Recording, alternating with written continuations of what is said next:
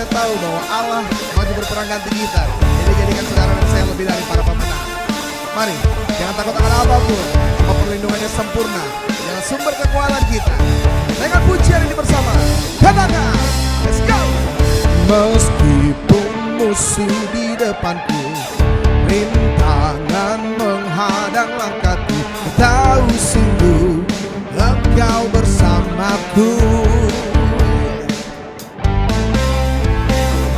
Beribu rebah di sisiku, berlaksa di sisi kananku. Tahu janjimu, Engkau bersamaku. Yang percaya katakan, oh takkan pernah goyah keyakinanku pada dirimu, Yesus Tuhanku. Tiada yang seperti dirimu, Kaulah kuatku. Selamat pagi Bapak Ibu Saudara sekalian. Saya pegang tangan sukacita dalam Tuhan. Haleluya, puji Tuhan.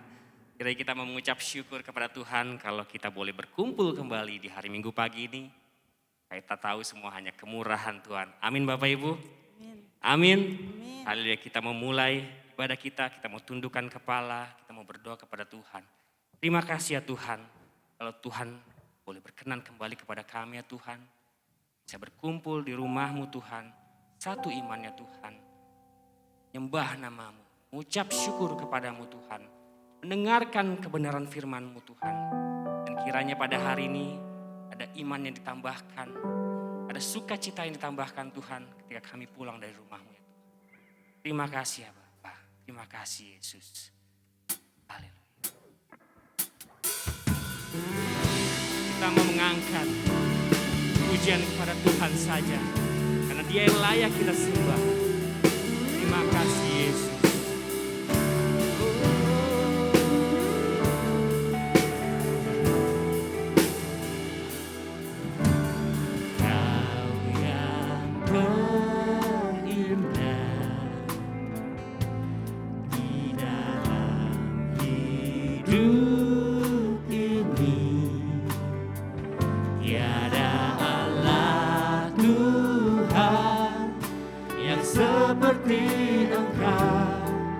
Besar perkasa, penuh kemuliaan. Kau yang pemanis di dalam hidup ini. Ku cinta Kau lebih dari segalanya. Besar kasih setiamu kepadaku. Ku sembah Kau, ya Allahku. Ku tinggikan nama-Mu selalu. Tiada lutut tak bertelut menyembah Yesus Tuhan Rajaku. Saya undang kita semua untuk bangkit berdiri. Kita mau naikkan ucapan syukur kita kepada Tuhan. Terima kasih Yesus.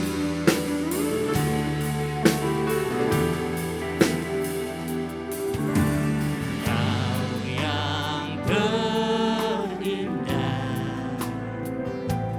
di dalam hidup.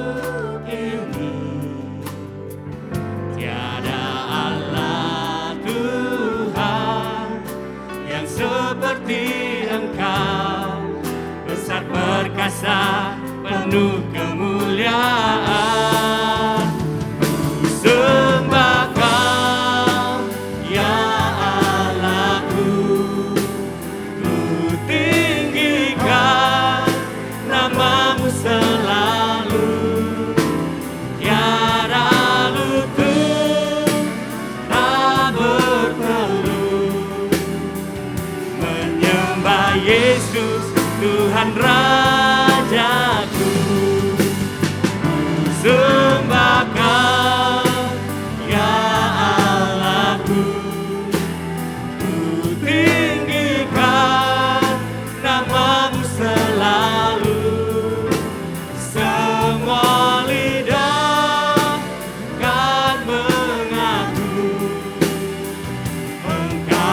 Yesus, Tuhan Rajaku. Engkau yang bertahta di dalam setiap hidup kami Tuhan. Engkau yang berkuasa Tuhan. Engkau yang memberikan perlindungan, kekuatan, pengharapan Tuhan. Terima kasih Yesus. Oh, haleluya. Terima kasih Tuhan. Kita serukan sama-sama.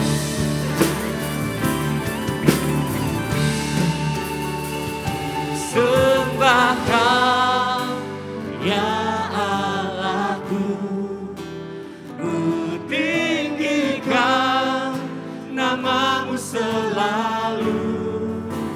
Tiada lutut tak bertelut menyembah Yesus Tuhan Raja. Ku sembah Kau, sembah Kau ya Allahku, ku tinggikan nama-Mu selalu. Semua lidah kan mengaku Engkaulah Yesus Tuhan Rajaku. Engkaulah Yesus Tuhan Rajaku. Engkaulah Yesus Tuhan Rajaku. Haleluya, Engkau Raja kami Tuhan. Terima kasih Yesus. Engkau yang layak kami puji. Terima kasih Tuhan.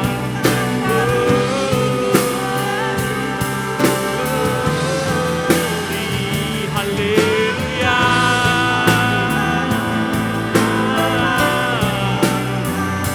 Engkau yang layak kami sembah, Engkau yang layak kami puji.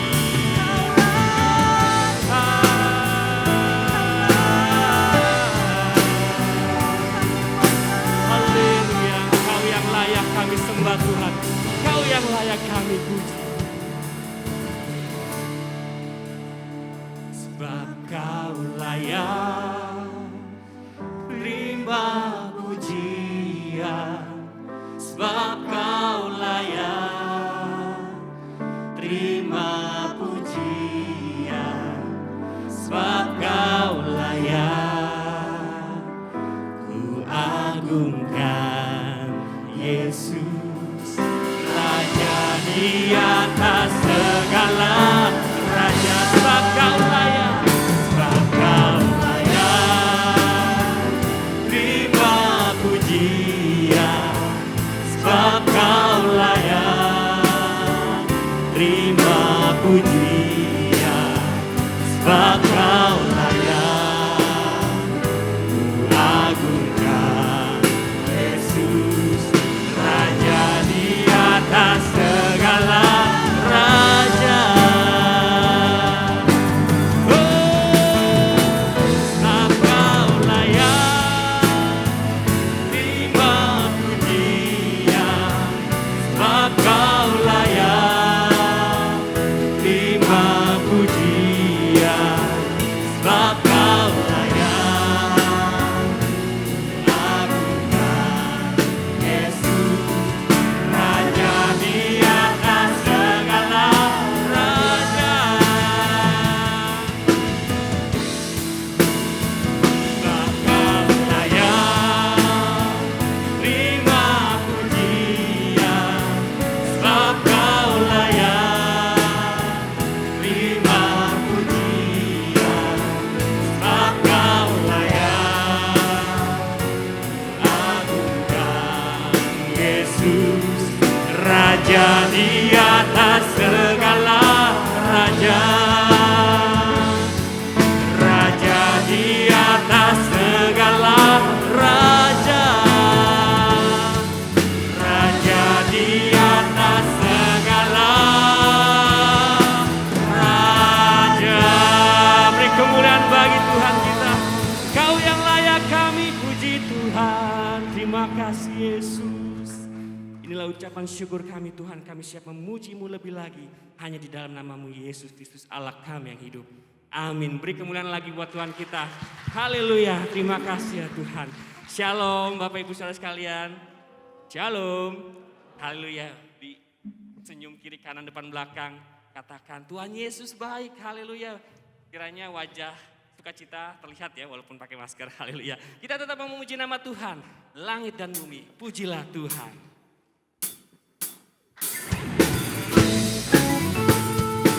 Kita mau bersorak-sorai bagi Tuhan karena Dialah yang layak kita puji. Haleluya.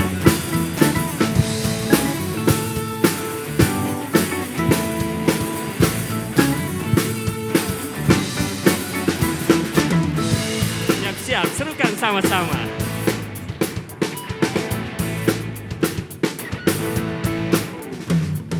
Langit dan bumi, pujilah Tuhan. Sebab Dia ciptakan semuanya. Keagungannya mengatasi langit bumi. Sembah sujud di harapannya. Haleluya.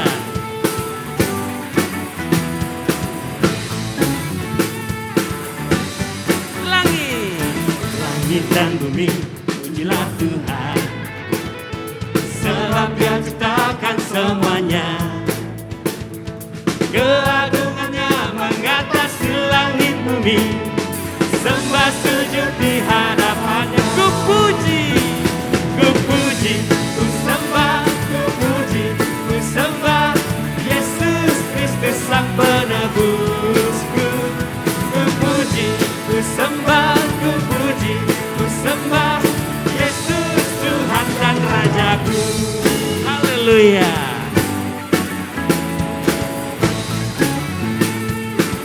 Langit dan bumi, pujilah Tuhan. Sebab Dia ciptakan semuanya. Keagungannya mengatasi langit bumi. Sembah sujud di hadapannya. Ku puji, ku sembah, ku puji, ku sembah Yesus Kristus Sang Penebusku.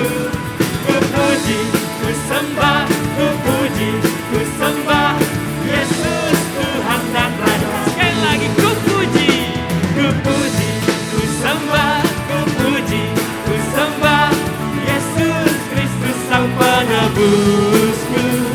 Ku puji, ku sembah, ku puji, ku sembah Yesus Tuhan dan Rajaku. Haleluya. Terpujilah nama-Mu Tuhan. Tuhan yang hidup, Tuhan yang berkuasa, Tuhan yang menyelamatkan bagi kita semua. Haleluya. Serukan sama-sama. Haleluya.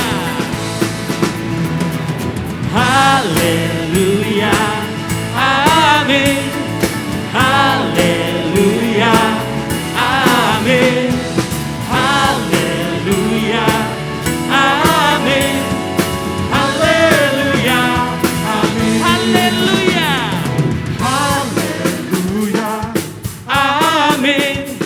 Haleluya, haleluya, amin. Haleluya, amin. Haleluya, amin. Haleluya, haleluya, amin. Haleluya, amin. Haleluya. Amin, haleluya, amin, haleluya, amin, haleluya, amin, haleluya, amin, haleluya. Terima kasih Tuhan, haleluya. Beri kemuliaan bagi Tuhan kita. Terima kasih Yesus. Tetap dalam keadaan berdiri Bapak Ibu Saudara sekalian, kita tetap memuji nama Tuhan. Yesus ajaib, Yesus yang heran, Yesus yang perkasa. Haleluya.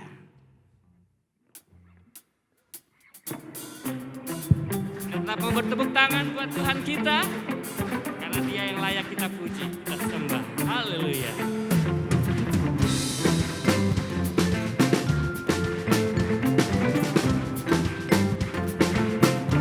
Nyanyikan. Yesus ajaib, Tuhanku ajaib, kasih-Nya ajaib bagiku. Yesus ajaib, Tuhanku ajaib, rahmat-Nya kekal selamanya. Tak berubah kasih-Nya, setiap hari bertambah indahnya. Sampai bumi berlalu dan habislah ragaku, Yesusku ajaib bagiku. Amin. Yesusku ajaib.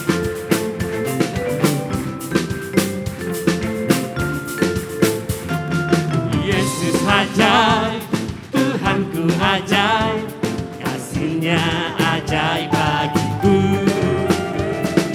Yesus ajaib, Tuhanku ajaib, rahmat-Nya kekal selamanya. Tak berubah kasih-Nya, setiap hari bertambah indahnya. Sampai bumi berlalu dan habislah ragaku, Yesusku ajaib bagiku. Tak berubah kasih-Nya, setiap hari bertambah indahnya. Sampai bumi berlalu dan habislah ragaku, Yesusku ajaib bagiku. Ya, Tuhan yang sama, Tuhan yang heran, Tuhan yang ajaib, yang kasih-Nya tidak pernah berubah dulu, sekarang, sampai selama-lamanya. Yang selalu memberikan kita kekuatan, pengharapan selama musim hidup kita. Terpujilah nama-Mu Tuhan. Haleluya. Kita serukan sama-sama lagi. Yesus ajaib. Yesus ajaib, Tuhanku ajaib, kasih-Nya ajaib bagiku. Yesus ajaib, Tuhanku ajaib, rahmat-Nya kekal selamanya. Tak berubah kasih-Nya, setiap hari bertambah indahnya. Sampai bumi berlalu dan habislah ragaku, Yesusku ajaib bagi. Sekali lagi, tak berubah kasih-Nya, setiap hari bertambah indahnya. Sampai bumi berlalu dan habislah ragaku, Yesusku ajaib bagi. Sampai bumi berlalu dan habislah ragaku, Yesusku ajaib bagi. Sampai bumi berlalu dan habislah ragaku, Yesusku ajaib bagiku. Haleluya. Terpujilah nama-Mu Yesusku. Kau Allah kami yang ajaib Tuhan. Terima kasih ya Tuhan. Beri kemuliaan bagi Tuhan kita. Terima kasih. Bapak Ibu Saudara sekalian, saya persilakan duduk kembali. Terima kasih ya Tuhan. Engkau Tuhan kami yang ajaib. Tuhan kami yang heran.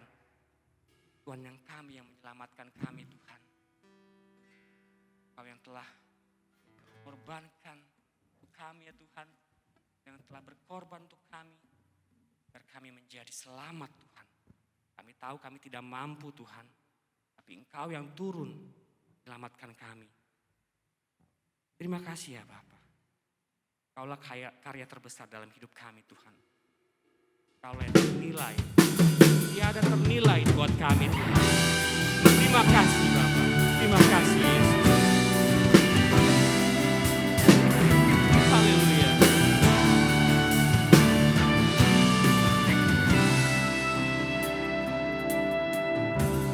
Kasih yang terindah, hati yang mulia, hanya ku temukan di dalam-Mu, Yesusku. Pujian dari hatiku selalu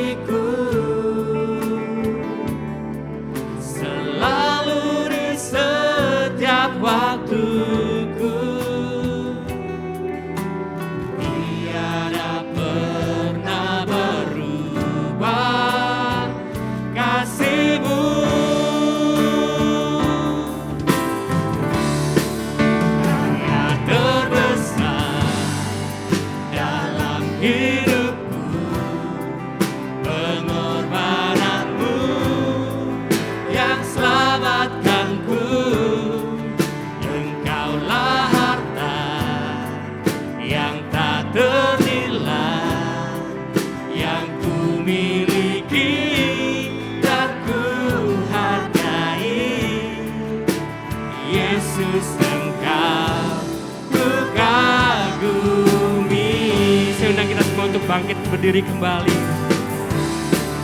Karya terbesar dalam hidupku, pengorbananmu yang selamatkanku. Engkaulah harta yang tak ternilai, yang ku miliki dan ku hargai. Yesus, Engkau ku kagumi. Yesus, Engkau ku kagumi. Yesus, Engkau ku kagumi.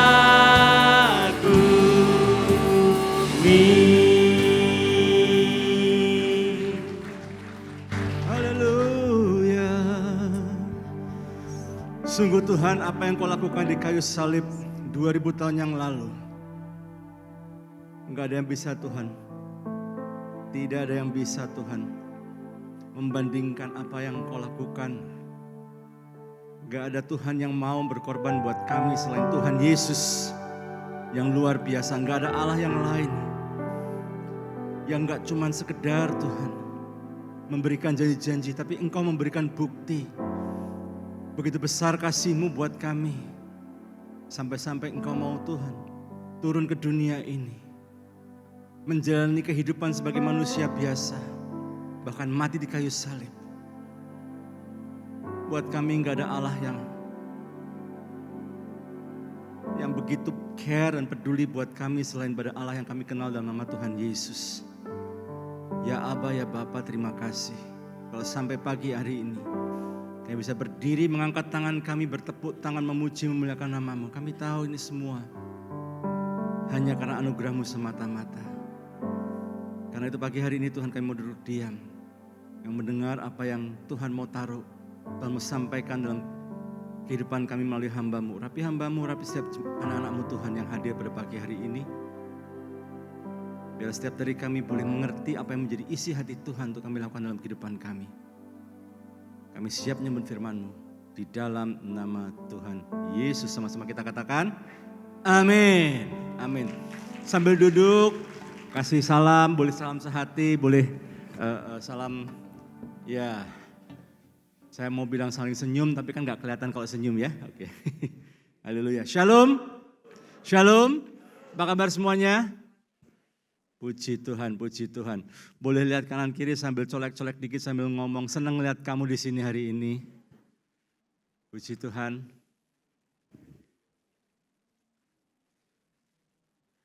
Iya, satu sukacita kita bisa berjumpa pada pagi hari ini. Terima kasih Ibu Popi, Pak Jaya, dan juga para pemimpin dari GBI Jelambar Timur yang memberi kesempatan untuk saya bisa melayani pada pagi hari ini.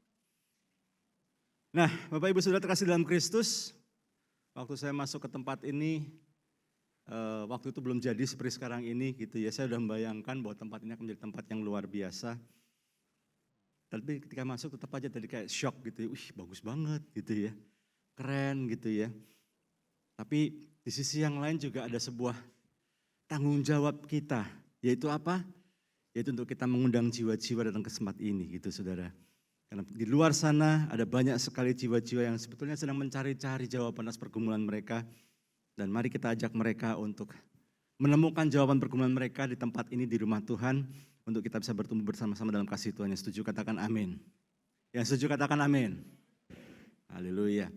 Nah pagi ini saya mau share apa yang Tuhan taruh dalam hati saya, yaitu saya beri judul Keluargaku Prioritasku. Saya memang diberi tema oleh Bro Yohanes, thank you ya. Tapi ketika saya menyiapkan firman, Tuhan taruh ini, keluargaku prioritasku, gitu ya. Nah kita lihat sama-sama dalam kitab Maliaki pasal 2 ayat 15-16, yang menjadi blueprint, katakan sama-sama blueprint. Apa sih blueprint itu? Bagi Anda yang mengenal istilah bangunan, istilah pembangunan, pasti tahu bahwa sebelum tempat ini misalnya, sebelum rumah Tuhan ini dibangun, maka ada satu tim mungkin atau satu orang yang membuat blueprintnya dulu. Membuat gambar rancangnya. Nanti gedung gereja rumah Tuhan akan menjadi seperti apa, auditoriumnya di mana, tempat ibadahnya, kelas-kelas sekolah minggunya di mana, semua disusun dengan rapi. Bahkan bukan cuma itu, tapi juga ada blueprint dari pipa-pipanya di sebelah mana, buat pembuangan airnya sebelah mana, kabel-kabelnya sebelah mana, semuanya semua disiapkan dengan baik. Dan blueprint pasti dibuat untuk peruntukan sesuai dengan bangunannya untuk apa. Jadi kalau seandainya memang dari awal sudah direncanakan oleh panitia, misalnya pembangunan 5 lantai misalnya, maka memang blueprintnya pun sudah didesain untuk 5 lantai. Tetapi kemudian seringkali yang terjadi dalam kehidupan kita sehari-hari, tidak sedikit di sekeliling kita ketemu orang-orang yang awalnya mungkin mau bikin ini 3 lantai saja. Tetapi kemudian dalam perkembangannya karena tuntutan perkembangan dan segala macamnya, dalam rangka berhemat akhirnya ada penambahan-penambahan yang di luar blueprint. Bangunan yang harusnya 3 lantai menjadi 5 lantai. Bangunan yang harusnya peruntukannya untuk gereja misalnya diubah menjadi apa. Bangunan yang harusnya tadi buat perkantoran diubah menjadi apa. Sehingga ketika kemudian penggunaan bangunan atau penambahan bangunan tidak sesuai dengan blueprintnya, tidak sesuai dengan peruntukan semula, biasanya akan muncul masalah, betul? Betul? Betul? Pasti akan ada masalah. Karena rancang bangun awalnya hanya untuk 2 lantai, 3 lantai. Tapi kemudian dipaksakan untuk 5, 6 lantai. Tanpa ada sebuah penyesuaian sama sekali. Dalam pernikahan juga demikian. Tuhan kita ini Tuhan yang sangat teliti, Tuhan yang sangat rapi. Bahkan untuk sebuah lembaga pernikahan pun Tuhan sudah berikan blueprintnya. Apa blueprintnya? Blueprintnya adalah Maleakhi 2, 15, 16. Bukankah Allah yang esa menjadikan mereka daging dan roh? Mereka ini siapa? Seorang pria dan seorang wanita. Seorang suami dan seorang istri. Dan apa yang dikehendaki kesatuan itu? Keturunan ilahi. Seringkali kita ketemu dengan calon-calon pasangan suami istri. Ketika mereka mau menikah kita tanya. Kenapa menikah? Rata-rata jawabnya apa? Regu A? Rata-rata jawabannya Pak Sutri kalau tanya kenapa mau nikah? Jawabannya apa? Pengen bahagia. Regu B? Saling suka. Oke. Penonton di atas? Apa?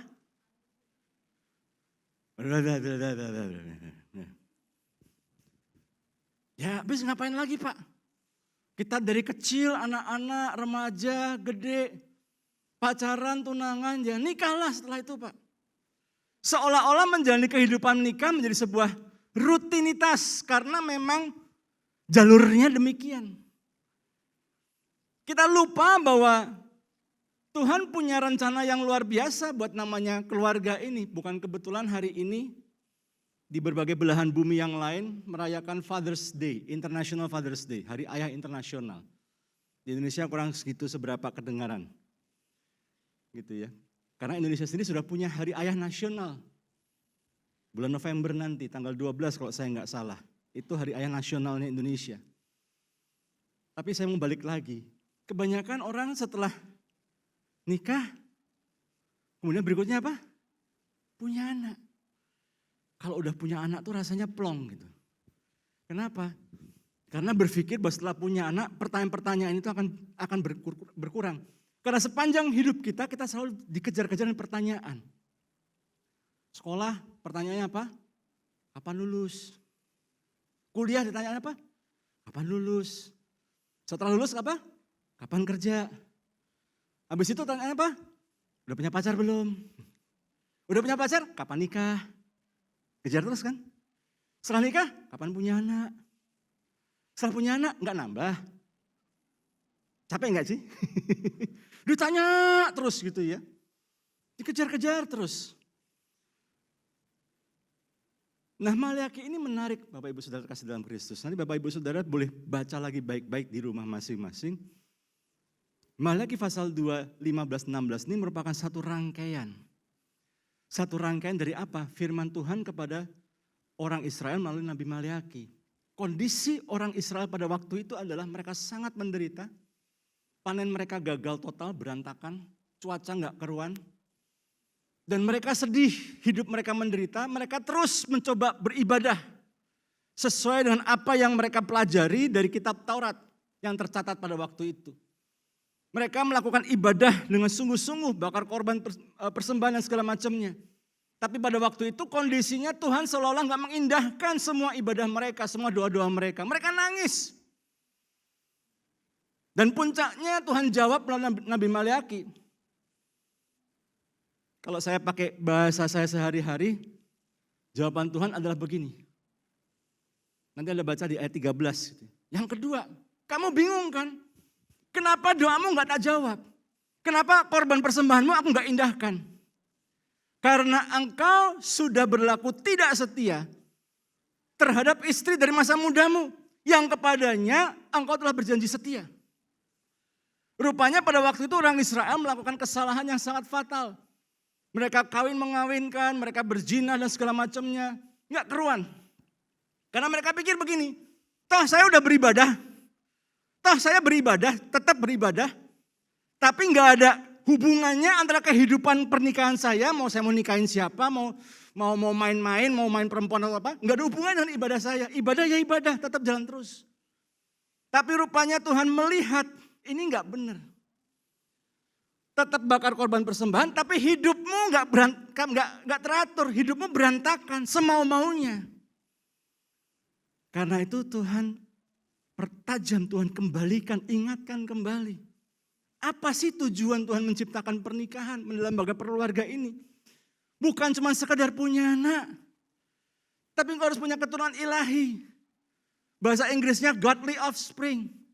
Apa itu? Satu generasi yang mencerminkan karakter-karakter ilahi, karakter-karakter Tuhan dan memuliakan Tuhan. Jadi bagi Anda yang sudah dipercaya jadi orang tua, jangan puas. Rasanya udah plong, bisa punya anak 1, 2, udah plong. Kayaknya gak akan dikejar-kejar lagi pertanyaan, padahal belum tentu. Udah punya anak, kapan anaknya sekolah? Diulang lagi pertanyaannya kan. Anaknya udah sekolah, kapan nanti ini kuliahnya? Masih lama ya? Anaknya udah mulai kuliah, kapan kerja? Nah gitu lagi pertanyaan, diulang lagi. Nah untuk bisa menghasilkan keturunan ilahi, Tuhan berfirman kepada orang Israel melalui Nabi Maleaki, jaga dirimu. Karena ada 3 hal yang bisa membuat rencana Tuhan itu gagal terhadap keluarga. Oh bisa Pak? Bisa. Apa itu? Yang pertama, ketidaksetiaan. Selingkuh, perzinahan. Itu bisa merusak, bisa mengganggu rencana Tuhan untuk terciptanya keturunan ilahi. Ketidaksetiaan, perselingkuhan, apapun namanya. Enggak Pak, saya enggak selingkuh sih enggak Pak. Istri saya tetap 1 Pak. Tapi ya sekali-sekali saya jajan Pak. Ya gimana lah Pak ya. Namanya juga laki-laki. Wow. Ya sama aja. Ketidakkudusan itu sangat mahal harganya. Yang harus dialami oleh anak cucu kita. Kalau kita hidup gak kudus di hadapan Tuhan. Lalu yang kedua yang bisa merusak rencana Tuhan dalam keluarga. Perceraian. Karena itu Tuhan pakai bahasa atau istilah yang sangat-sangat tajam sekali. Aku membenci perceraian.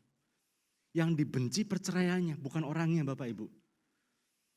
Perilaku perceraiannya yang Tuhan gak suka. Tapi Tuhan tetap mengasihi orang-orang yang berpisah, yang gagal dalam pernikahannya. Dan Tuhan tetap sayang sama mereka. Tapi perilaku bercerainya Tuhan gak suka. Jangan sampai terjadi perceraian. Apapun yang terjadi, stand strong. Semalam kami memberikan seminar dan ada yang konseling setelah itu.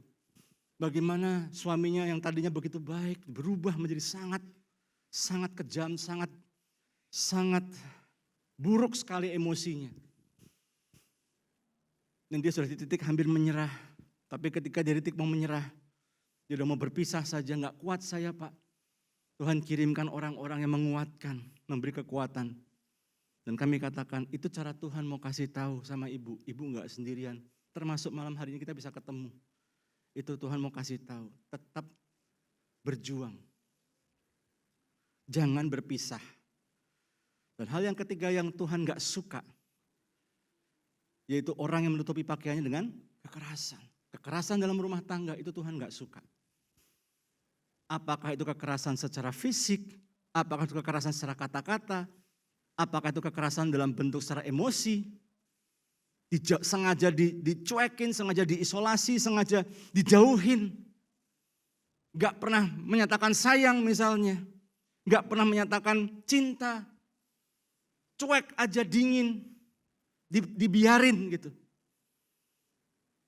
Kekerasan secara seksual, kekerasan secara finansial, secara uang. Enggak dikasih tahu duitnya ada berapa. Pokoknya enggak boleh, kamu enggak boleh tahu. Udah pokoknya kamu tahu beres. Kalau perlu dibohongin, ada duitnya. Atau enggak ada duitnya, enggak cukup. Dan segala macamnya. Kita lupa blueprint ini Bapak Ibu. Dan ketika blueprint ini tidak dituruti, tidak ditaati, enggak heran banyak permasalahan dalam keluarga. Lupa bahwa ada sebuah rencana ilahi yang besar di dalam keluarga. Anda mungkin bertanya, lalu gimana Pak caranya menghasilkan keturunan ilahi? Kita lihat dalam Mazmur pasal 127 ayat 3-5. Saya ambil dari terjemahan bahasa Indonesia sehari-hari.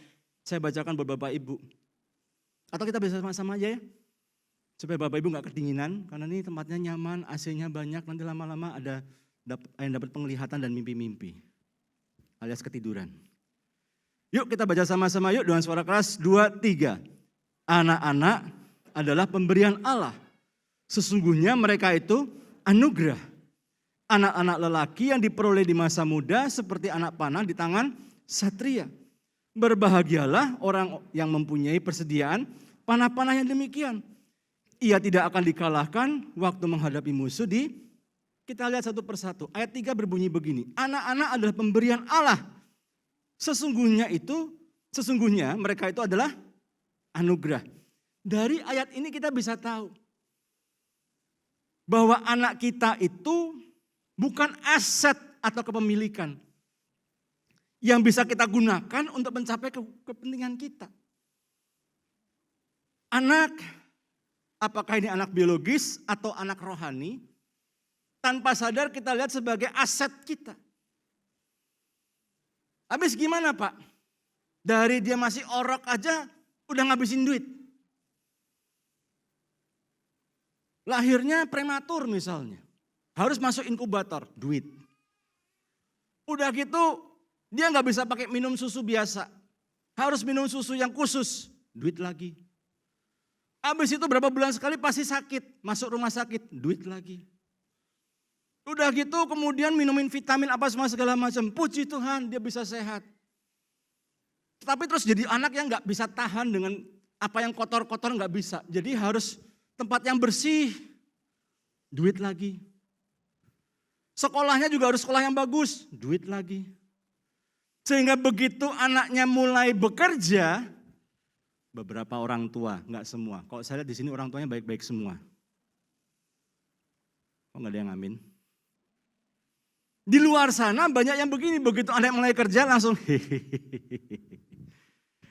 Papa mama sudah menabur, sekarang waktunya menuai.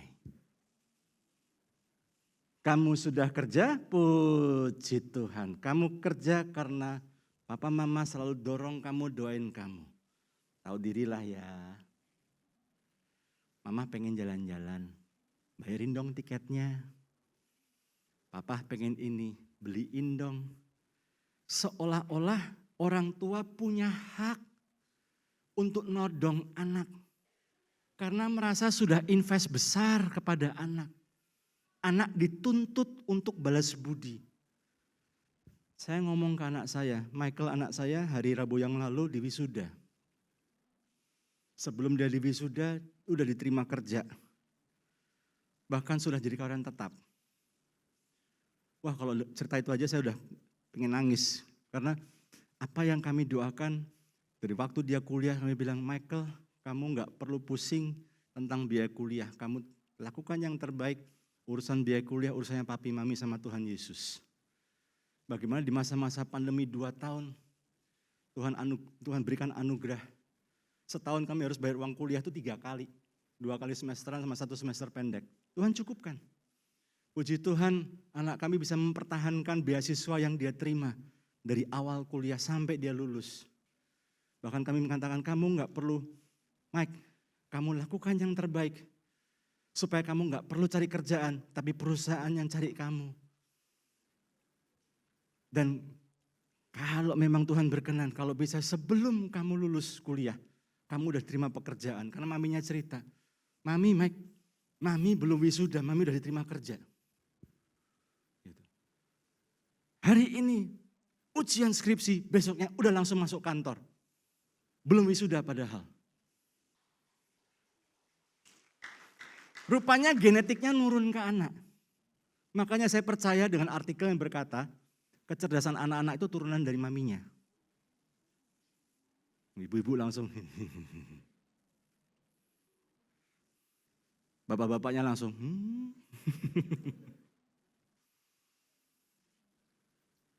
Tapi saya ngomong sama Michael. Dari waktu dia mulai magang di perusahaan itu, dia jadi karyawan masa percobaan, dan kemudian kemarin hari Senin kalau nggak salah, atau hari Jumat minggu lalu, sebelum dia diwisuda, dia terima email. Congratulations, kamu jadi permanent employee, jadi karyawan tetap. Saya bilang, Mike, papi pesan sama kamu ya, jangan pernah merasa kamu harus hutang budi sama papi mami. Nggak ada. Kalau kamu merasa diberkati, kamu merasa disupport, kalau mau balas ke anakmu nanti, sama ke cucumu. Nggak usah balas budi ke papi mami. Apa yang papi mami lakukan memang Tuhan suruh papi mami lakukan ke kamu. Tapi kalau kamu mau balaslah, jadilah bapak yang baik, papi yang baik buat anakmu. Apakah itu anak biologis, anak-anak rohani, jadilah baik sama mereka. Perlakukan mereka yang baik. Karena kami tahu di Mazmur 127 ayat 3 ini, anak itu bukan milik kita. Itu punyanya Tuhan. Anugerah dari Tuhan. Kami nggak boleh melihat anak sebagai aset yang bisa kami perlakukan, yang bisa kami pakai untuk kepentingan kami. Ada sekelompok orang tua yang lain lagi yang melihat anak sebagai alat untuk mencapai impian. Ada seorang ibu yang merasa tidak pernah dihargai di keluarganya. Dan kemudian ketika dia menikah, dia ingin buktikan kepada orang tuanya yang tidak menghargai dia. Dia ingin buktikan kepada orang-orang yang tidak menghargai dia, bahwa ini loh, aku yang kamu remehin ini bisa menghasilkan anak yang berprestasi. Makanya anaknya dipaksa, dipush untuk berprestasi. Dengan alasan buat kebaikan kamu, tapi ujung-ujungnya buat kebanggaan dia. Sehingga dia bisa pamerkan anaknya. Anakku ranking 1. Ketika pertemuan keluarga, anakku ranking 1. Dia bisa pamer. Ujung-ujungnya karena apa? Dia mau balas dendam sama orang-orang yang meremehkan dia. Dia mau tunjukkan sama orang-orang yang meremehkan dia, bahwa saya bisa menghasilkan anak berprestasi. Dia gak peduli cara dia memaksa anaknya, cara dia memecut anaknya dengan cara-cara yang melukai anak. Dia gak peduli soal itu. Dia gak peduli parenting ini benar apa enggak. Yang penting anakku berprestasi supaya aku bisa pamerin ke orang-orang yang melecehkan saya. Anak kita itu pemberian Tuhan, Bapak Ibu. Yang setuju katakan amin. Punya Tuhan. Tapi Tuhan titipkan kepada kita. Kasih kita tanggung jawab untuk kita perlengkapi, kita didik, kita siapkan mereka. Seperti yang Tuhan mau. Gereja Tuhan juga demikian. Jemaat itu jemaatnya Tuhan. Bukan punya kita. Halo? Kita nggak bisa perlakukan, kita nggak bisa manipulasi supaya ngikutin maunya kita. Tapi kalau Tuhan kirimkan jemaat ke tempat ini, saya percaya. Karena Tuhan mau di tempat ini, anak-anak Tuhan ditempa, diproses, diperlengkapi untuk menjadi semakin serupa dengan Kristus dan menjadi dewasa secara rohani. Yang setuju katakan amin. Lalu ayat yang keempat bilang begini, anak-anak lelaki yang diperoleh di masa muda seperti anak panah di tangan satria, di tangan pahlawan. Maksudnya apa nih? Zaman dulu belum ada rudal, belum ada roket, belum ada tank dan segala macamnya, belum ada pesawat. Kehebatan satu pasukan kerajaan itu, sebuah pasukan itu dibilang hebat kalau punya pasukan panah yang luar biasa. Karena pada waktu itu satu-satunya alat yang bisa untuk perang jarak jauh cuma panah. Kalau nonton film-film zaman-zaman kerajaan dulu kan gitu ya. Waduh, panahnya banyak banget gitu ya. Kalau udah punya pasukan panah yang keren-keren tuh, wih, rasanya udah pede banget gitu. Paling tidak 30%, 40%, bahkan 50% pasukan musuh bisa kalah duluan, kena panahnya. Tapi untuk bisa panah itu bisa dipakai dengan efektif, harus diproses dulu. Dibentuk dulu, ditempa besinya, dibentuk jadi mata panahnya. Ketika menempa, proses menempa, mengasah jadi tajam itu mungkin kegores sedikit. Jadi luka tangannya yang pandai besinya itu. Demikian juga proses kita membentuk anak kita. Tuhan mau supaya anak-anak kita, anak-anak rohani kita, anak-anak biologis kita yang Tuhan percayakan kepada kita, itu diproses, ditempa. Dalam proses menempa ini, mempersiapkan, memperlengkapi ini pasti ada gesekan, mungkin ada luka di situ. Itu hal yang wajar. Tapi tujuannya supaya apa? Supaya anak yang kita tempa ini, yang dibentuk ini, diproses ini, supaya Tuhan bisa pakai mereka untuk memenangkan generasi mereka. Yang setuju katakan amin. Tuhan mau jemaat-jemaat Tuhan, anak-anak Tuhan ditempa di tempat ini, diproses di tempat ini. Ditegur, dikoreksi, dikasih kesempatan untuk melayani. Diproses supaya sifat-sifatnya yang jelek dipangkas, dikikis. Supaya karakter-karakter egonya yang sombongnya dikikis. Supaya bisa menjadi jemaat-jemaat Tuhan yang Tuhan bisa pakai untuk menjadi alatnya, tentaranya, memenangkan jiwa-jiwa di luar sana. Yang setuju katakan amin. Dalam proses penempaan itu pasti ada gesekan, ada teguran, ada koreksi. Ada luka pasti, sama. Zaman dulu kalau bikin anak panah, dalam prosesnya mungkin pandai besinya ketika ngasah, ngelukain tangannya. Tapi enggak masalah. Kalau yang mau diproses, mau dipakai Tuhan jadi senjatanya, jadi alatnya yang efektif, ya harus stay setia. Enggak enak prosesnya, ditegur, dikoreksi. Tapi itu caranya Tuhan memproses kita menjadi lebih dewasa. Demikian juga anak-anak kita. Nah, Bapak Ibu Saudara terkasih dalam Kristus, seringkali banyak orang tua lebih fokus mempersiapkan masa depan anak. Tabungan pendidikan lah, kerja keras, punya tabungan, aset, asuransi apa. Supaya nanti ketika saya mati, saya bisa ninggalin warisan duit ke anak saya. Supaya dia bisa punya hidup yang lebih baik lagi. Enggak salah sih mempersiapkan masa depan anak, itu baik.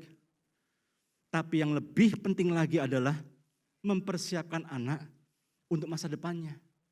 Itu jauh lebih baik. Yang setuju katakan amin. Banyak orang tua ketika bicara soal warisan masa depan anak, duit dan duit. Tapi lupa untuk memproses anaknya, dibentuk anaknya. Supaya anaknya siap menghadapi masa depan. Gimana caranya? Apa yang harus kita perlengkapkan kepada anak kita supaya mereka siap menghadapi masa depannya? Ada dua hal saja. Yang pertama adalah iman yang kuat. Katakan sama-sama iman yang kuat.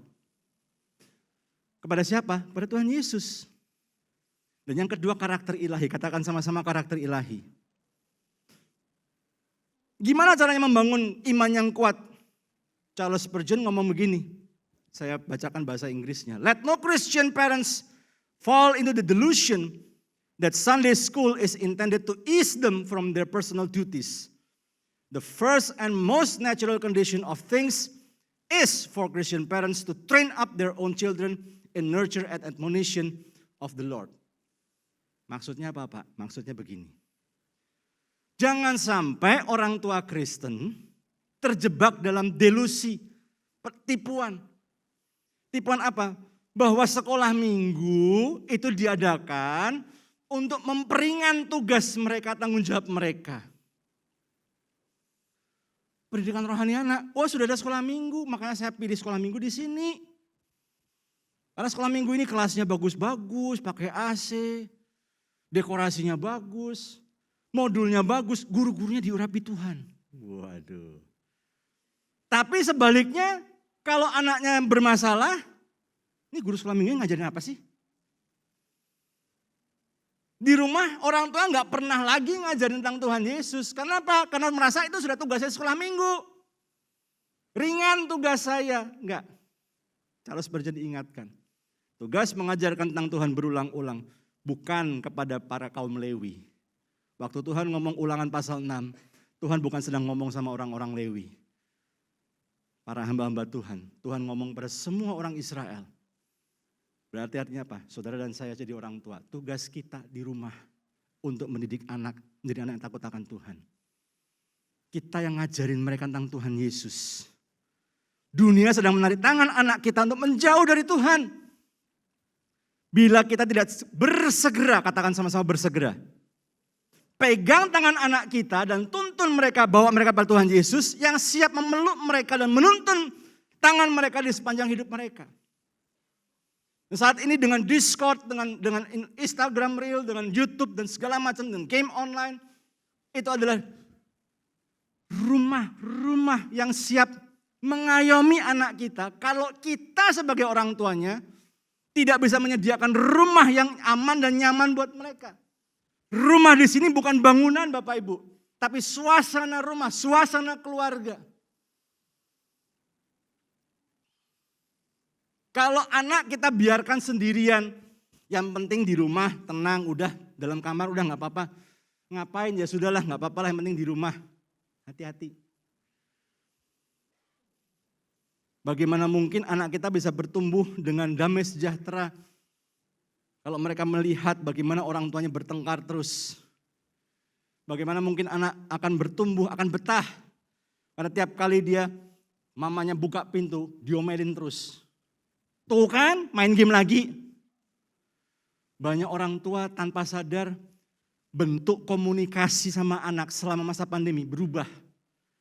Orang tua bukan berubah jadi orang tua yang penuh kasih, yang mengayomi, yang melindungi, yang mengasihi, tapi jadi pandor. Halo, masuk. Udah bikin PR? Tidur lagi, main lagi. Tugasmu dikumpulin belum? Kamu udah beresin kamar belum? Kamu udah ini belum? Sehingga anaknya, mama, papa kok rese sih? Mana nih mama papa sebagai orang tua? Kok tiba-tiba jadi mandor di rumah? Cuma ngecekin tugas-tugas. Ulanganmu dapat berapa? Raportmu mana? Ini kenapa dapat segini? Kenapa dapat segini? Bentuk komunikasinya cuma ngecekin doang. Gak pernah ditanya, kamu gimana? Are you okay? Kamu seneng gak ibadah nih? Sekolah secara online? Kamu ada masalah gak? Gak pernah ditanya. Kamu ngerti enggak? Enggak pernah mau ngajak ngomong yang santai kepada anaknya. Adanya cuman marahan, teguran, tugas.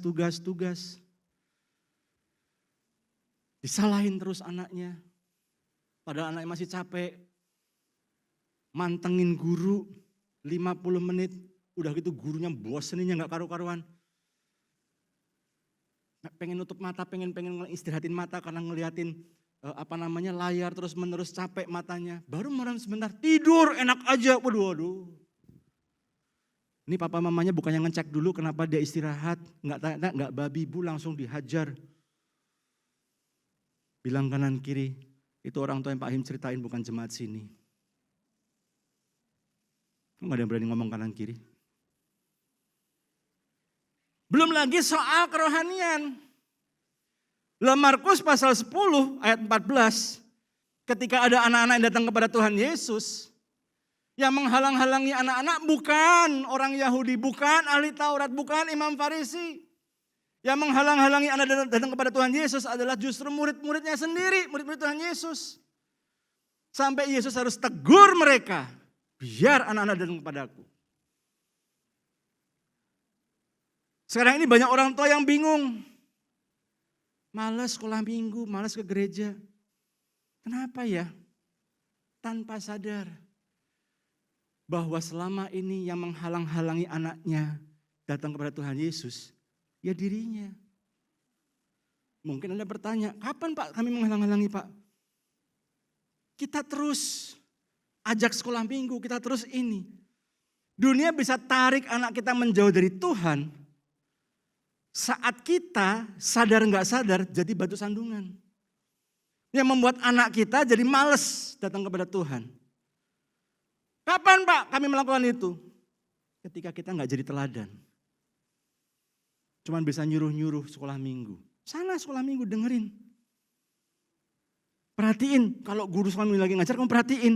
Tapi anaknya ngelihatnya, papa mamanya ketika ibadah, update status. Pendeta khotbah, kayaknya megang HP, megang Alkitab. Tapi habis itu ternyata apa isinya? Browsing, habis ini makan di mana ya? Ke Zomato. Yang punya voucher gift untuk makan biar makannya hemat di mana ya? Bilang kanan kiri, itu jemaat gereja lain. Orang tua bingung kenapa kok anaknya menjauh. Tanpa sadar bahwa selama ini ketika anaknya kecil, anaknya berusaha mendekat. Papa, aku udah gambar ini, mama aku udah gambar ini. Lalu orang tuanya, ya, mama lagi sibuk, coba sana sama mbak aja. Sana main sama Koko, sana main sama Cici. Anaknya yang di-push away, didorong terus. Kenapa? Karena mamanya sibuk. Lee Min Ho lagi ngapain? Sibuk. Kapan ya anaknya gubernur itu ditemukan?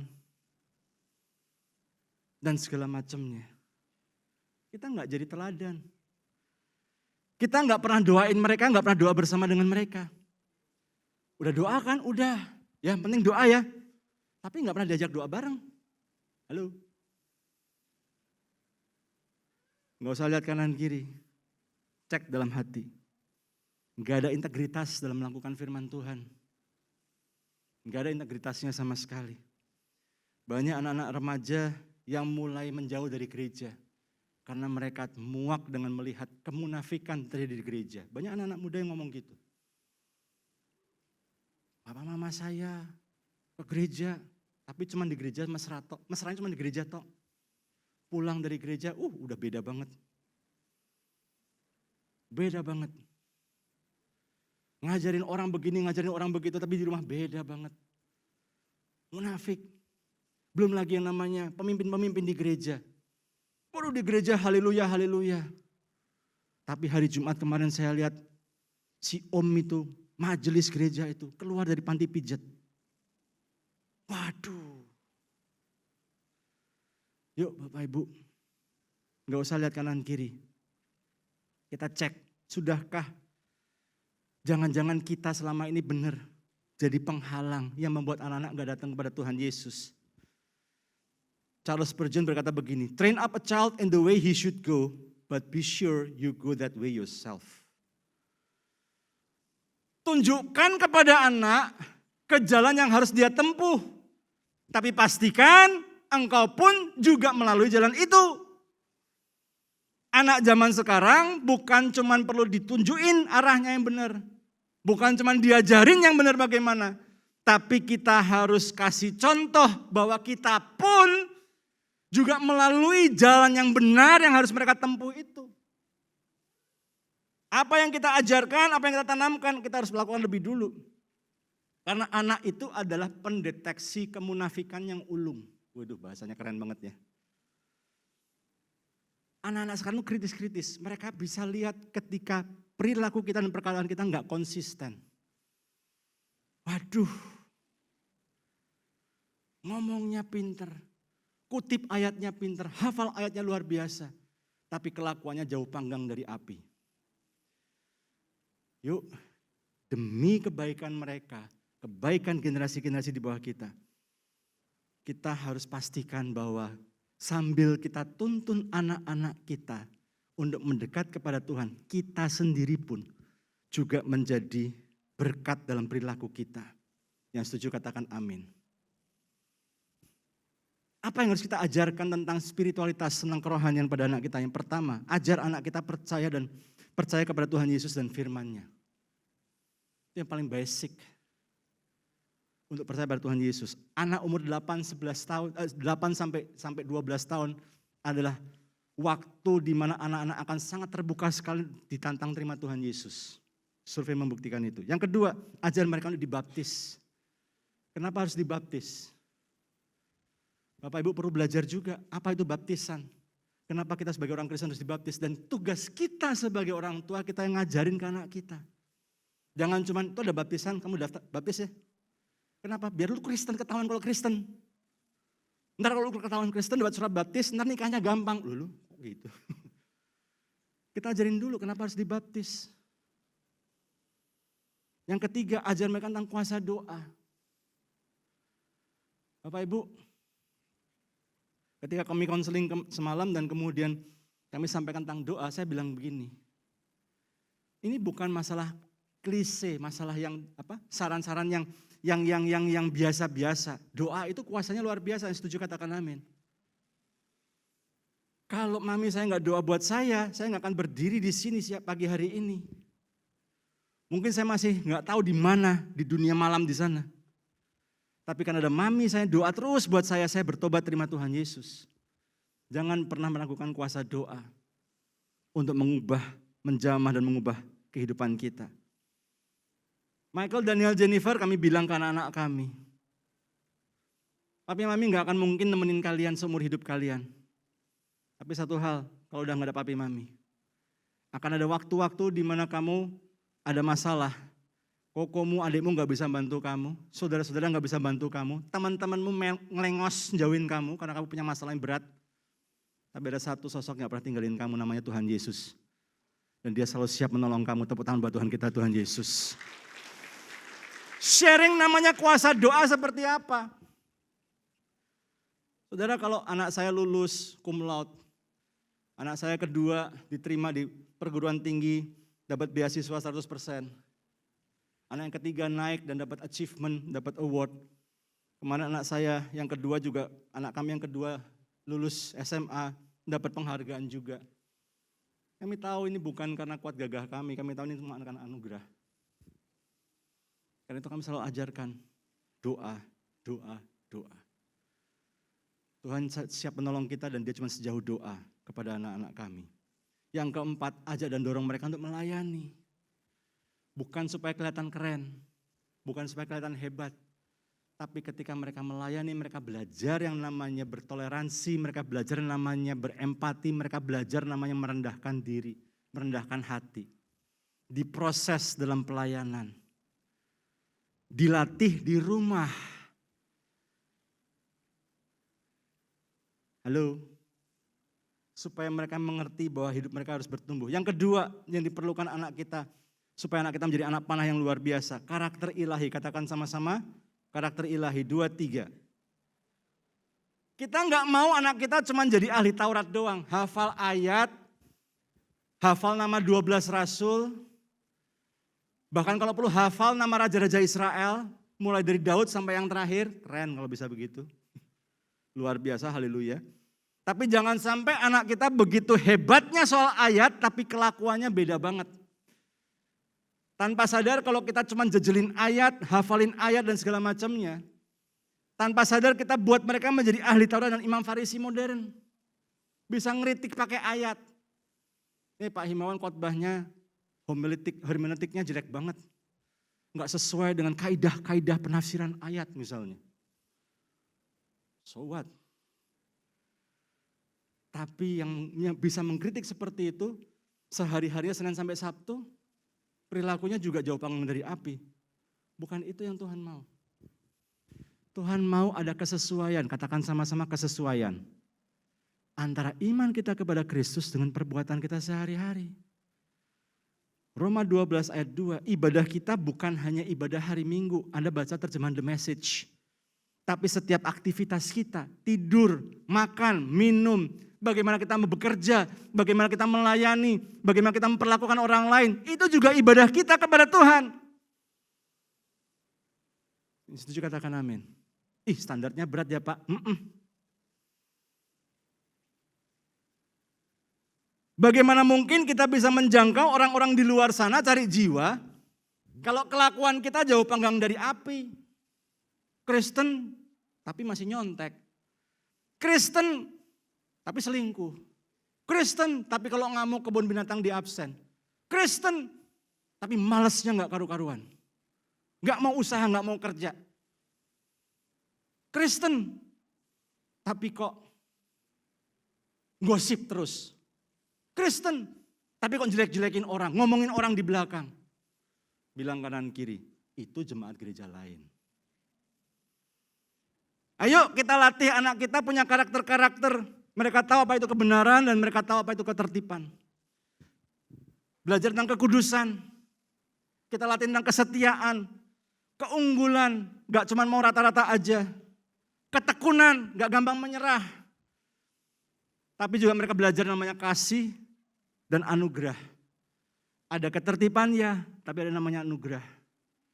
Kita kalau dengerin, waduh khotbahnya kayaknya tinggi banget, susah dilakukan, jangan takut, ada anugerah. Tuhan kasih Roh Kudus memampukan kita untuk bisa melakukan standar Tuhan. Yang setuju katakan amin.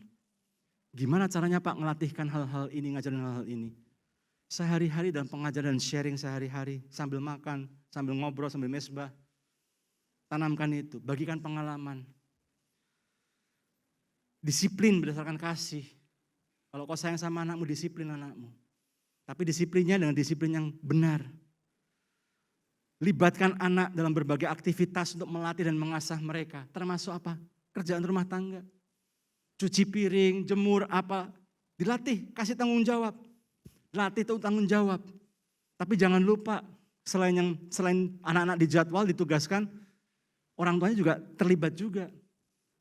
Jadi kalau kami atur anak kami siapa hari ini giliran jemur, buang sampah, ngepel apa, nyuci piring. Kami pastikan bahwa di dalam jadwal seminggu itu ada nama kami juga di situ. Jadi kalau kami ngingetin anak, kamu udah cuci piring belum? Ini cuciannya kok kayak gini piringnya? Kak disusun dengan rapi. Mereka nggak bisa ngomel, nggak bisa protes. Kenapa? Tapi maminya juga ngelakuin soalnya.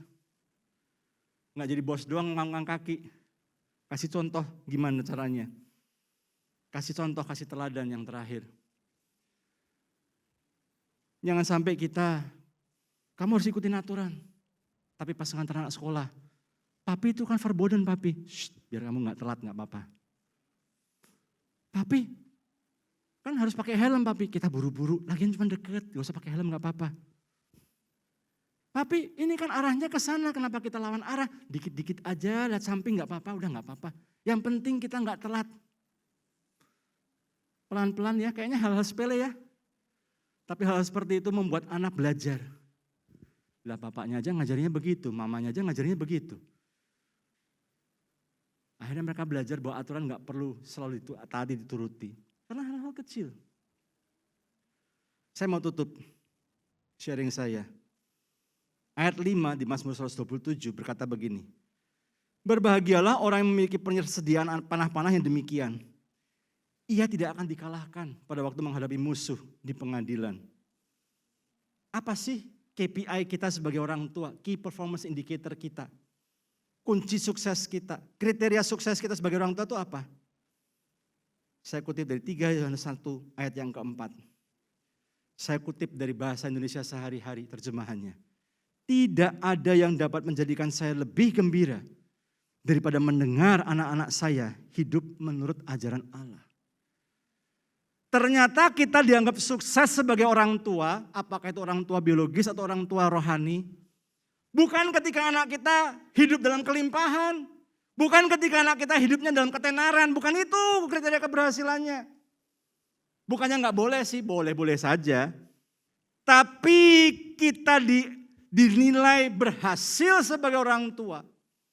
Di mata Tuhan ketika anak-anak kita hidup dalam kebenaran.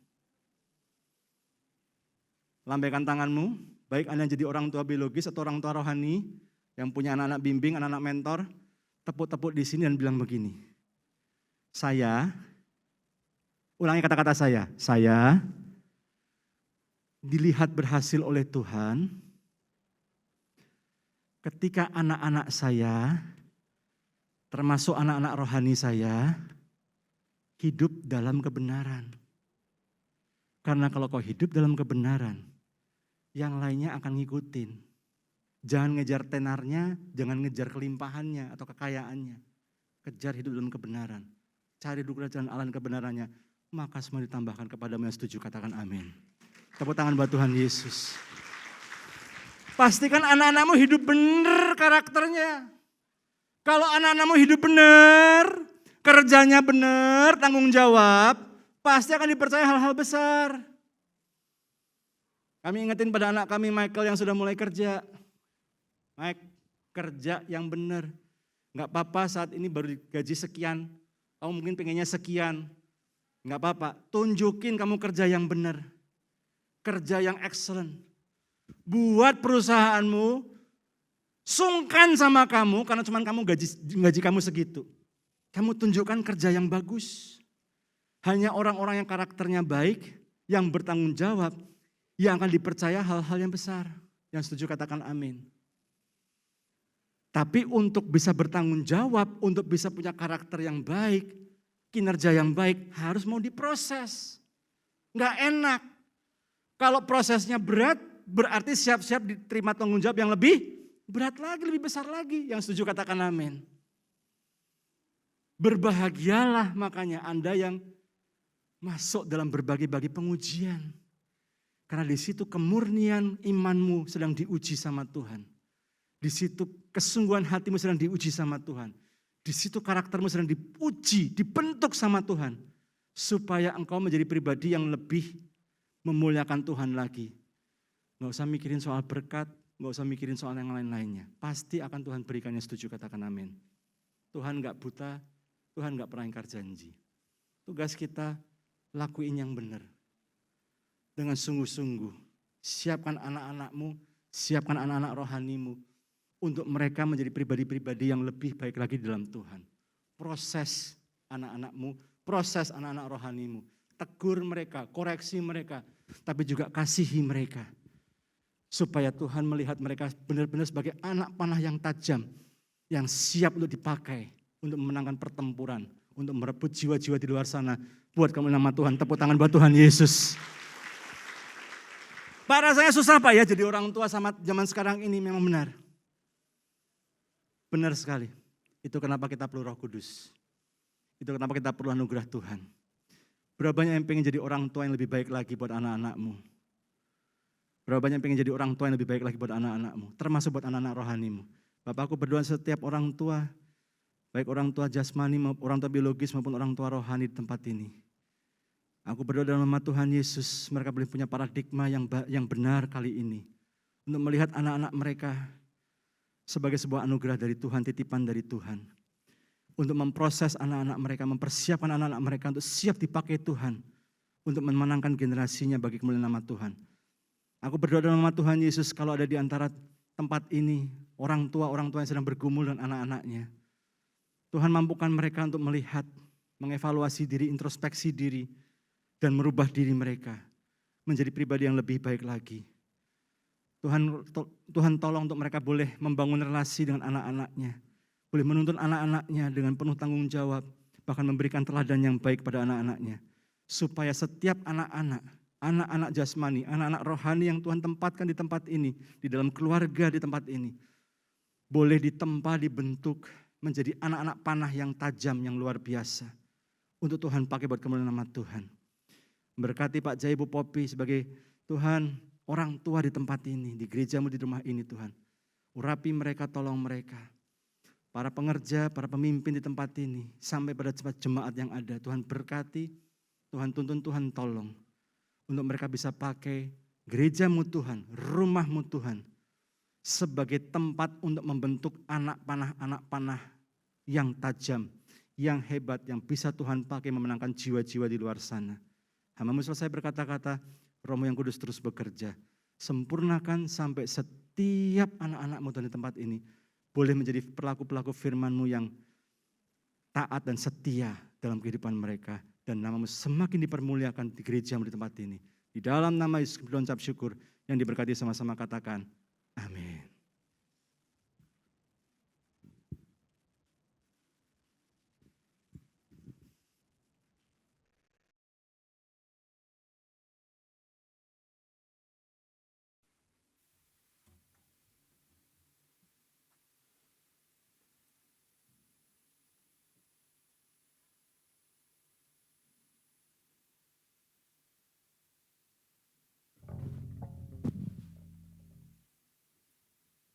Haleluya. Kiranya diberkati Bapak Ibu dan Saudara sekalian akan firman Tuhan dibawakan hari ini. Saya pribadi sangat diberkati karena kalau saya dengar khotbah seperti ini saya ingat anak saya sendiri. Saya ingat betul waktu anak saya waktu lahir divonis terkena penyakit yang langka sampai hari ini yang mengakibatkan levernya sakit ya. Kiranya membuat saya tuh untuk tidak jadi lemah untuk mendidik dia, tidak lemah untuk menjadikan dia sebagai pribadi yang lebih baik. Karena biar bagaimanapun keadaannya pun sampai hari ini masih, dan itu menjadi perjuangan saya dan istri untuk tetap menjadikan anak kami itu sebagai keturunan ilahi yang menjadi dampak dan jadi berkat bagi setiap orang yang nanti ketika dia besar dia ingat dia hidup karena kemurahan Tuhan. Kiranya sebagai perjuangan juga buat Bapak Ibu yang memiliki anak tetap berjuang untuk menjadikan anak Bapak Ibu menjadi keturunan ilahi yang berdampak mana dia berada nanti. Terima kasih kepada Bapak Himawan Hadira Harja. Tuhan Yesus memberkati akan kebenaran firman yang dibawakan hari ini. Oke, saat ini saya mau tahu dulu nih sebelum kita memberikan persembahan syukur. Ada yang baru pertama kali hadir di tempat ini? Bisa lambaikan tangan? Ada, puji Tuhan ada di atas. Puji Tuhan, haleluya. Selamat datang Bapak, kiranya bisa diberkati ibadah hari ini dan bisa mengikuti ibadah minggu depan dan ibadah-ibadah lainnya di tempat ini. Haleluya. Dan sebelumnya ada beberapa pengumuman yang ingin saya sampaikan. Ya, untuk ibadah ABI ya, mulai minggu lalu sudah mulai ibadah onsite ya.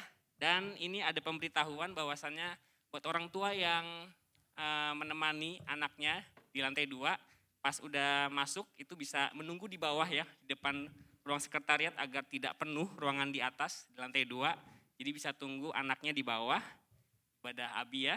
Kemudian ada ibadah WBI di hari Rabu, tanggal 22 Juni jam 5 di gedung 35 ya, di gedung lama. Kemudian ada ibadah doa juga hari Kamis, tanggal 16 Juni ya, hari Kamis besok ya.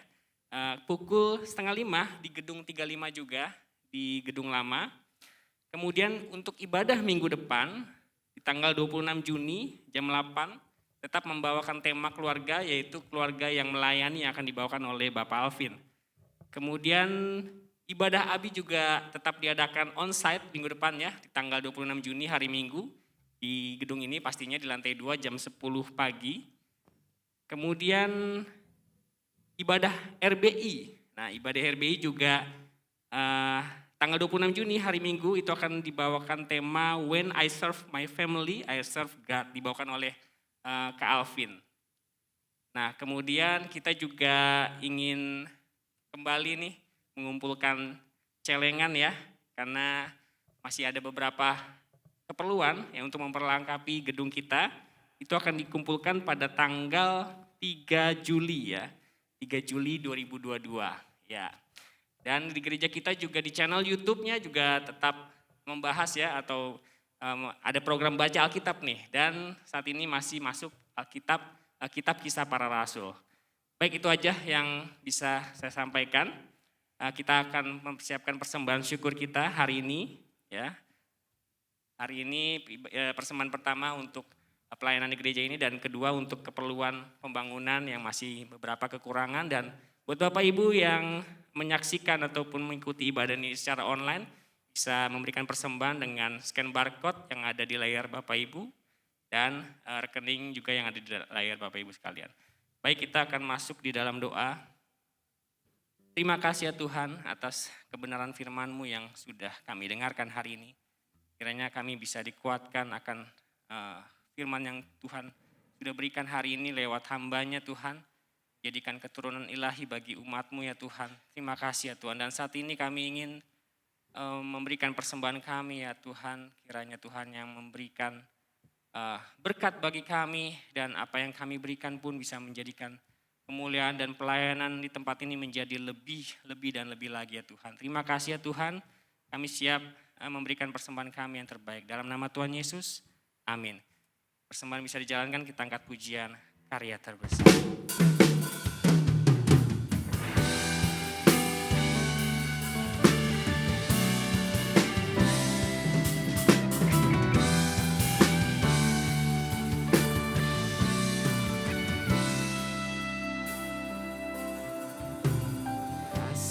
yang terindah, hati yang mulia, hanya ku temukan di dalam-Mu, Yesusku. Pujian dari hatiku selalu di setiap waktuku,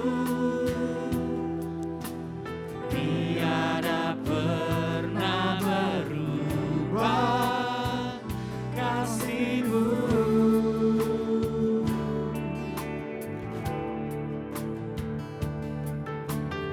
Kasih yang terindah,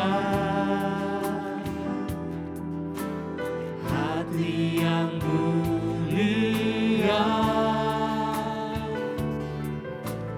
hanya ku temukan di dalam-Mu, Yesusku. Pujian dari hatiku selalu di setiap waktuku, tiada pernah berubah kasih-Mu.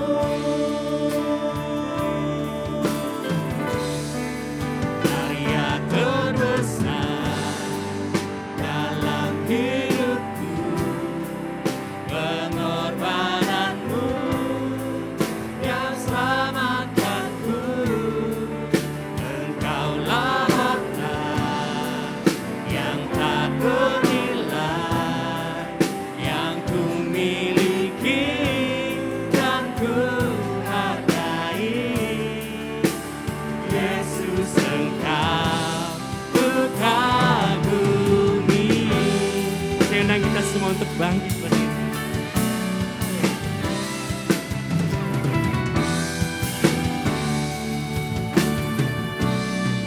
Kasih yang terindah,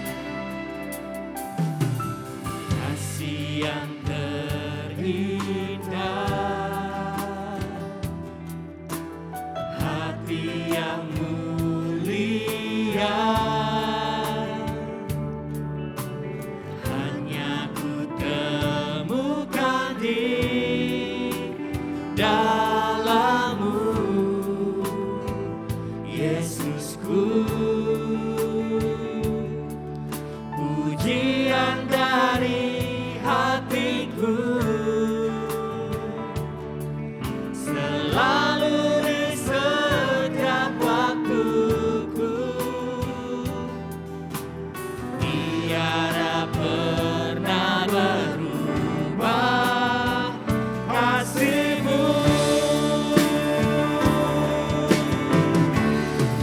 Karya terbesar dalam hidupku, pengorbanan-Mu yang selamatkanku. Engkaulah harta yang tak ternilai, yang ku miliki dan ku hargai. Yesus, Engkau ku kagumi. Karya terbesar dalam hidupku, pengorbanan-Mu yang selamatkanku.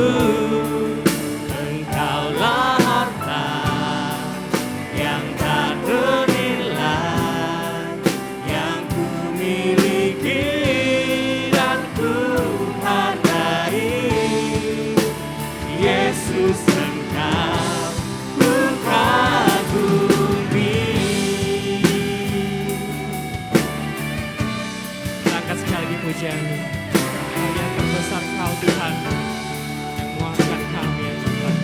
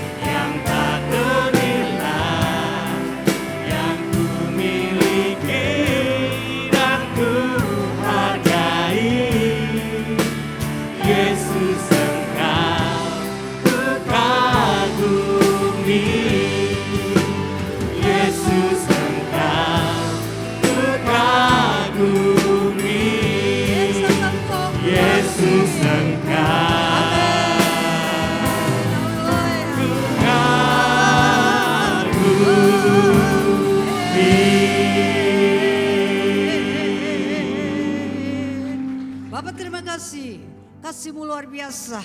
Kami kagum melihatkan kasih-Mu yang begitu indah dalam hidup kami. Engkau rela menyerahkan seluruh hidup-Mu bagi kami. Orang yang berdosa ini Bapa, kami sangat kagum dan menghargai kasih-Mu itu dalam hidup kami. Pada pagi hari ini Tuhan, betapa indah pun juga Allah Engkau Engkau memperhatikan jemaat selama ini. Engkau memberikan firman yang luar biasa, mengingatkan kami Tuhan, supaya kami sebagai bapak-bapak, sebagai ibu-ibu, sebagai anak-anak, kami dapat melakukan firman apa yang Kau kehendaki dalam kehidupan kami. Bapa di dalam surga, hamba-Mu telah berhenti berbicara, tapi marilah Roh Kudus berbicara terus di dalam hati seluruh jemaat yang hadir pada pagi ini, yang telah mendengarkan suara firman Allah. Biarlah kami membetulkan kehidupan kami dikala ada kehidupan kami yang tidak sesuai dengan firman yang kami dengar pada pagi ini. Roh Kudus beri kekuatan kepada kami sehingga kami mau melakukan firman untuk kemuliaan dan kebesaran nama-Mu. Kami sekeluarga boleh menjadi kemuliaan bagi Allah, menjadi berkat bagi masyarakat di sekeliling kami dan dimanapun kami berada. Tuhan terima kasih luar biasa. Firman pagi ini membentuk kehidupan kami Allah. Kami bangkit bangun melaksanakan firman di dalam kehidupan kami.